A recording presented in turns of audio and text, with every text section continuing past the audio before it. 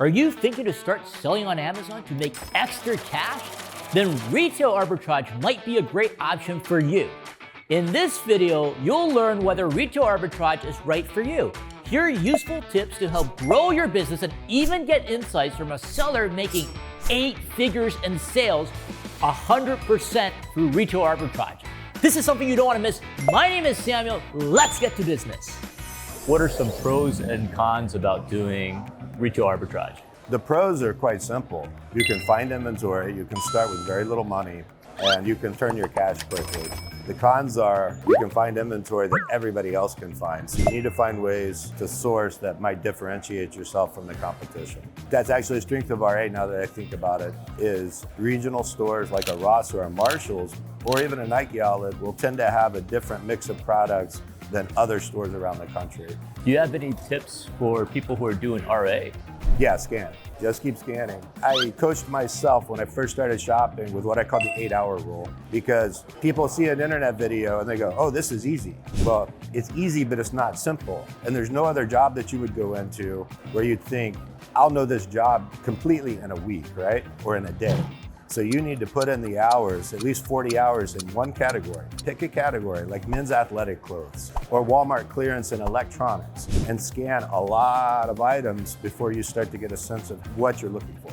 Some of the pros of retail arbitrage is actually you get a little bit more exclusivity on those listings because you're only sourcing from your local area. There may be products like regional products in Florida that don't exist in Washington or in California. And so that gives you some exclusivity that protects your business, brings more profits to your business, gives you a foundation of replenishable products. But some cons are that it's more labor intensive. You have to go out there, you have to do the work, you have to stand in the store and search for products. And so that's a con of it. It's just a little bit more labor intensive, and also no prep centers. It's more difficult to find a prep center to prep your products. Some of them will do it if they're local to you, but many of them won't prep RA products because it's just a different model. So you may have to do your own prep and ship depending on where you're at. The pros of retail arbitrage, it's high ROI. You get the inventory immediately. You can literally list the inventory on the way home. Shout out Taylor Jones, one of my best friends and co-host of Miami Sellers Conference.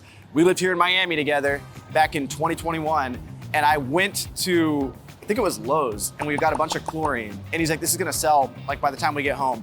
He listed all MF, and it didn't sell by the time we got home, but it sold all by that night. We made a YouTube video about it. We never posted it because we're like, oh my gosh, this is such a good opportunity.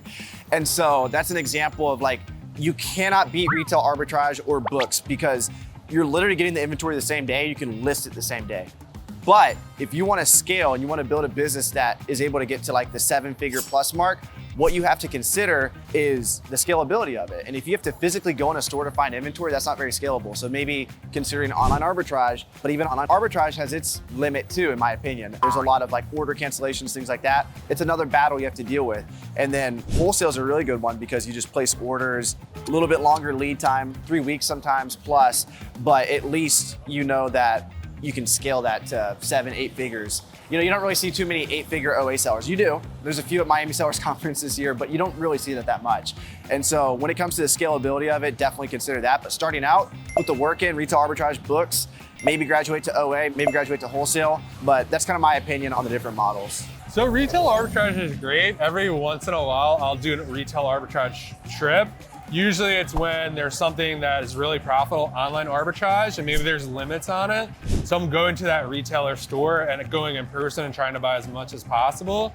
I did that actually this year. There was just like 3 or 4 things I was chasing really hard. I'm like, this is so much fun. And then at the end, I'm like, oh, like it's a lot of work. This is why I don't do that. I think it's great for anyone who wants like lower price goods because a lot of these stores have clearance and stuff like that. It's a good way to get your hands dirty. Personally, I prefer to like sit in an air conditioned room with a computer and buy stuff online and send it to a prep center, but it could be great if that's kind of the business model you want to do.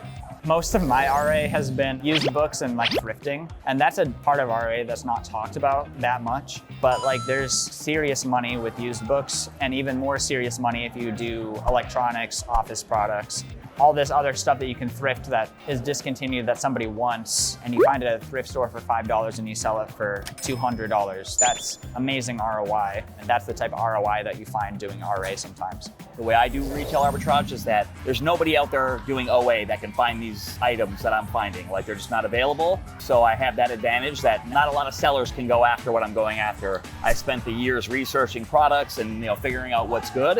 And I go after the stuff that like you would probably walk by on the shelf and had you walk into the store not knowing what to look for. Sometimes you could have like one version of a game and another version of the game. It might have like a small thing on there that says comes with a free code for the blah, blah, blah, but you wouldn't notice that one that comes with a free code or whatever could sell for an extra $100 because it's like maybe it comes with an in-game character that the other game that doesn't sell for, and then we can warrant that extra profit. So we look for the things that no one else knows he's even around. I would say the disadvantage of that is it takes a lot of time. We spend a month or 2 months on the road traveling, we're shopping and we're shipping every couple of days, everything in, and it can get quite expensive. So that to me is a disadvantage because it's very expensive to live out of hotels, to eat on the road every day, pay for gas, spending 7-8 hours in the car driving every day to all these stores. So it's give and take, but overall we enjoy the experience. We love to travel. Well, the pros is not a lot of people want to do it. It's time consuming. Right. So your competition is going to be less than your online arbitrage. Another pro is that you can start to actually build relationships with store managers. You might be able to somehow build almost like a wholesale relationship with that store manager. The cons is it's just time consuming, and time is money. If you do it yourself, you'll have to take yourself away from the business to do the RA, or if you hire, you'll have to hire local people, which are more expensive than virtual assistants. Retail arbitrage, the ROI, the average ROI on them could be pretty high. The con of it is that it's a lot of work. You actually have to physically get in the car, go to different stores and scan everything and purchase them as you find them. It's hard to scale a retail arbitrage business unless you go into OA and then wholesale. But I do know people who are doing 7 figures just doing RA. In that case, they have found and hired buyers.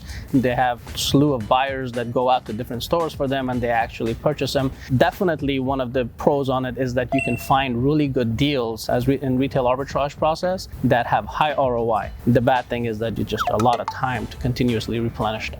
The pros are that you can usually get some pretty good margins doing retail arbitrage. So it's not online arbitrage where everyone can potentially know about the sale or the product. With retail arbitrage, it can be geographical store where you're, buying local and selling to the world. And so that can have a lot of value for customers buying. And then the fact that you see the product right there, it's not going to show up damaged. It's not going to show up with, half of whatever you ordered, and order's not going to get canceled as long as they let you buy it there. So I think those are some pros. 10 years ago, I started with a retail arbitrage. I remember going to Walgreens, finding my first shaver kit, and then I make the first sales out of that arbitrage item. But I started in April 2014. By November, I completely switched over to OA. It's just more time efficient for me. However, I understand RA has its greatest strength is to have higher margin to begin with. Doing an RA, I think the biggest one would be you can ship the item or list the item, make it available for sales if you want to immediately through FBM. If you're doing FBA, you can choose to ship them today. So that would be a great pro for me. However, it's more time consuming. You to scale, you need to manage a team, and then probably you have to maintain a warehouse if you're growing big. So for me as a solopreneur, I don't want anything come into my house. I don't want to rent a warehouse. I don't want to hire a team of a local staff. Then OA would be the best choice.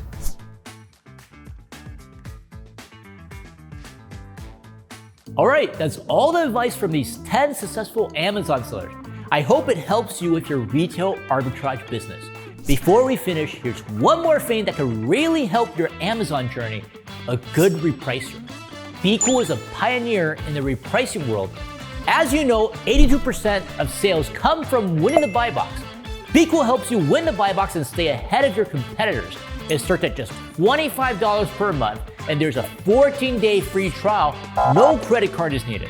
So you've got nothing to lose, only to gain. Try your repricer today and see the difference for yourself. See you in the next episode.